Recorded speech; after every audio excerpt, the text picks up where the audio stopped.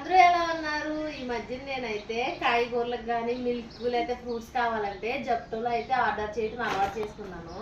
దీనివల్ల మనకు బెనిఫిట్ ఏంటంటే మనకి బయట ఉన్న రేట్ల కంటే జప్టోలో అయితే చాలా తక్కువ రేట్లు అయితే ఉన్నాయి. చూడండి, కాయగూరలు అయితే చాలా తక్కువ రేటు.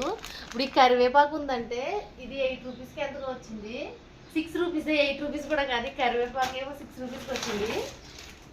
పచ్చిమిర్చి అయితే 8 రూపీస్. పచ్చిమిర్చి ఒక్కొక్క ప్యాకెట్ 8 రూపీస్. ఇవి నేను ఒక 2 ప్యాకెట్స్ అయితే రప్పించాను. ఈ ఆనపకాయ అయితే 15 రూపీస్ పడింది. ఇంకా ఈ చిలకల దుంపలు అయితే 20 రూపీస్. ఇలా జప్టోలో ఆర్డర్ చేయడం వల్ల మనకైతే చాలా బెనిఫిట్ ఉంది. ఎందుకంటే ఏదైనా ఐటమ్ డ్యామేజ్ అయితే మళ్ళీ జప్టోలో మనం కంప్లైంట్ చేస్తుంటే మనకైతే రిటర్న్ వచ్చేస్తుంది. నార్మల్గా ఈ ఆయిల్ ప్యాకెట్ అయితే బయట 152 రూపీస్ ఎంతో తీసుకుంటున్నారు. నాకు జప్టోలో అయితే 124 రూపీస్ పడింది ఇదైతేని.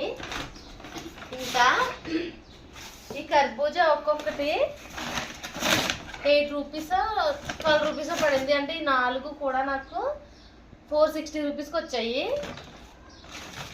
ఈ వంకాయలు అయితే 8 రూపీస్ పడినాయి పావు కేజీ. ఈ బెండకాయలు కూడా సేమ్ అంతే 8 రూపీసే పడినాయి. ఈ వాటర్ మెలన్ అయితే 40 రూపీస్ పడింది ఒక్కొక్కటేని. ఇంకా అసలు నమ్మలేని విషయం ఏంటంటే ఆనియన్స్ 2 కేజీలు 33 రూపీస్ పడినాయి. నేను ఇవన్నీ తీసుకున్నందుకు నాకైతే 400 అయింది బిల్ అయితేని.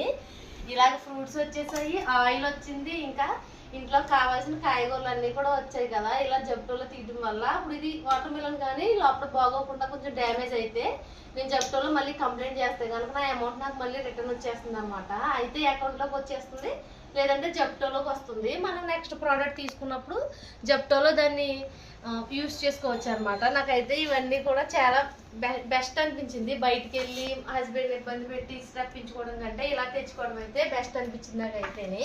ఓకేనా? Bye friends. నా వీడియో నచ్చితే please like, share and subscribe. Bye bye.